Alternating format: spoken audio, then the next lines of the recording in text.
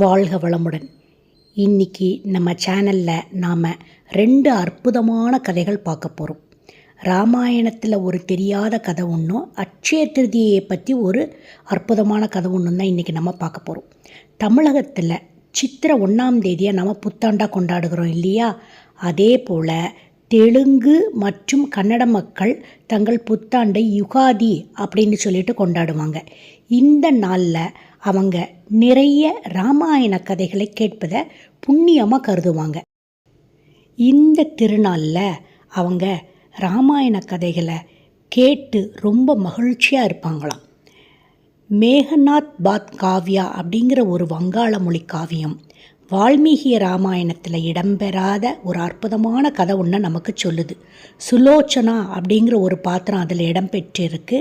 அதை பற்றி தான் இன்றைக்கி நாம் பார்க்க போகிறோம். தேவர்களின் அரசனான இந்திரனை என்ன பண்ணுறான், ராவணனின் மகனான இந்திரஜித் கைது செஞ்சிட்றான். பிரம்மா சொல்கிறாரு, அவனை விடுவிச்சிருப்பா அப்படின்னு கேட்குறாரு. அப்போ இந்திரஜித் சொல்கிறான், சரி நான் விடுவிச்சிட்றேன், ஆனால் எனக்கு நீங்கள் சாகாவரம் வேண்டும், சாகாவரத்தை நீங்கள் தர வேண்டும் அப்படின்னு சொல்லறான்.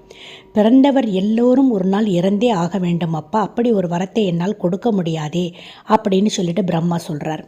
அப்போ இந்த இந்திரஜித் சொல்கிறான், அப்படியானால் என்னோட மாமனார் தான் என்னை அழிக்க வேண்டும். அவர் 14 ஆண்டுகள் உறக்கமும் உணவும் உண்ணாமல் இருக்க வேண்டும்.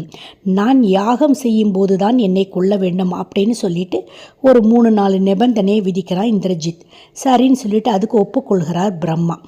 எந்த மருமகனையும் பெண் கொடுத்த மாமனார் கொல்ல மாட்டார். Point number 1. 14 ஆண்டுகள் யாரும் உண்ணாமலோ உறங்காமலோ இருக்க முடியாது. இது பாயிண்ட் நம்பர் 2. யாகம் செய்பவர்களுக்கு யாரும் கெடுதல் செய்யக்கூடாது அப்படிங்கிறது ஒரு விதி. ஸோ இந்த 3ஐயும் வச்சுக்கிட்டு இந்த எண்ணத்தில் தான் புத்திசாலித்தனமாக யோசித்து வரத்தை பெற்றிருந்தான் இந்திரஜித். ராமாயண போர் வந்தது. போரில் வெற்றி பெற பிரத்யங்கரா தேவியை வணங்கி நிகும்பலா அப்படின்னு ஒரு யாகத்தை செய்து கொண்டிருந்தான் இந்திரஜித். அவனை வீழ்த்தினான் லட்சுமணன். மரண வேதனையுடன் கிடந்த இந்திரஜித் பிரம்மாவை நினைக்க பிரம்மாவும் அவன் முன்னால் தோன்றுகிறார். வாக்குறுதியை மீறி என் அழிவுக்கு காரணமாகி விட்டீங்கள அப்படின்னு சொல்லிட்டு கோபமாக பிரம்மாவை பார்க்கிறான் இந்திரஜித். பிரம்மா சொல்றார், இல்லை வீரனே, உன் மனைவி சுலோச்சனா நாகலோக அரசன் ஆதிசேஷனின் மகள் அப்படிங்கிறத நீ அறிவாய். ஆதிசேஷனே லட்சுமணனாக அவதாரம் எடுத்து வந்துள்ளார்.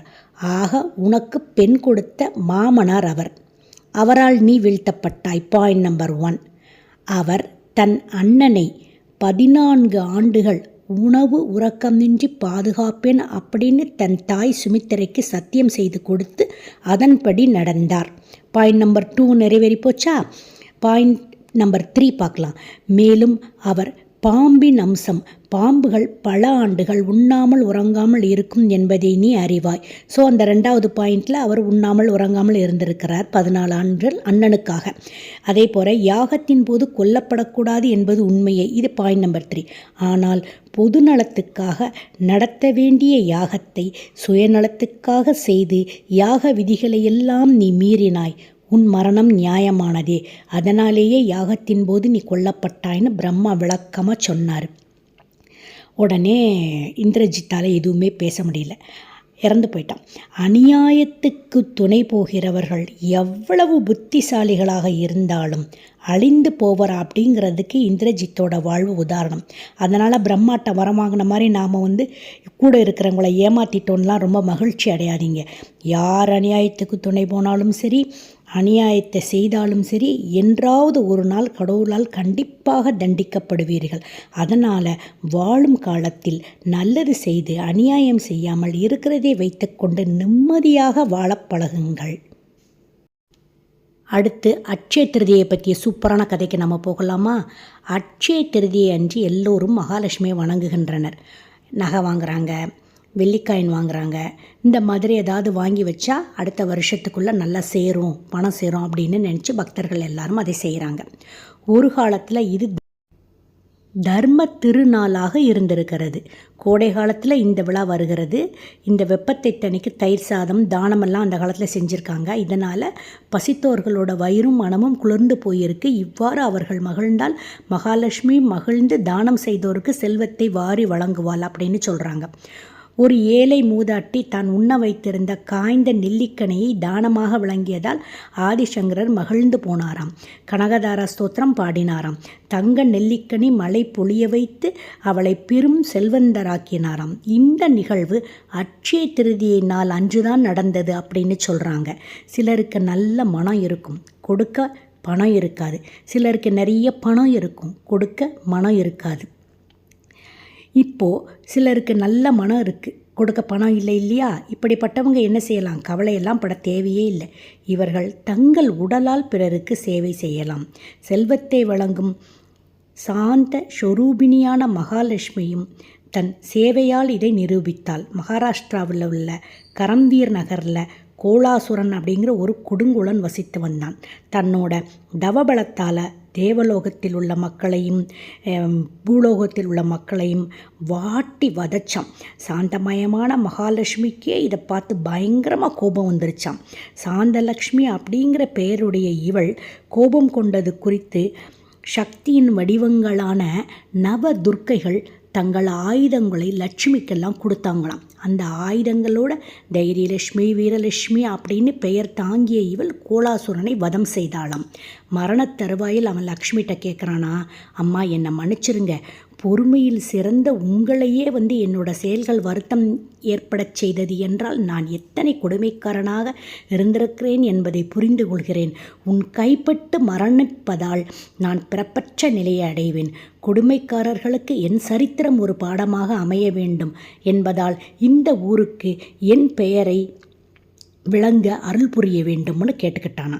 அதனால் அவனோட கோரிக்கையை ஏற்றாலாம் வீரலட்சுமியான மகாலட்சுமி தாயார். அதற்கு பிறகு தான் அந்த ஊர் கோலாப்பூர் அப்படின்னு சொல்லி மாறிச்சான். கோலாப்பூரில் மகாலட்சுமிக்கு ஒரு கோவில் இருக்கிறது.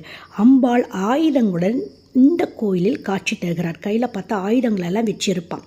இங்கே ஜனவரி 31, பிப்ரவரி 1, 2 மற்றும் நவம்பர் 9, 10, 11 ஆகிய தேதிகளில் கிரண் உற்சவம் அப்படிங்கிற ஒரு உற்சவம் நடத்தப்படுகிறது. சூரிய ஒளி திருநாள் புகழ்மிக்கது. அதாவது 3 நாட்களிலும் அம்பாளின் பாதம் இடை முகத்தில் சூரிய கதிர்கள் படுவதை காண ஏராளமான மக்கள் வருகின்றனர். சூரிய ஒளி திருநாளன்று சூரியன் அம்பாளை தரிசிச்சுட்டு போகிறாராம். சென்னையிலிருந்து 925 கிலோமீட்டர் தூரத்தில் உள்ள இந்த ஊருக்கு விமான வசதியும் உள்ளது. ரயிலில் செல்கிறவங்க பிற ஸ்டேஷனில் இறங்கி இன்னொரு ரயிலில் மாறி செல்லலாம். ஆம்னி பஸ்களும் செல்கின்றன.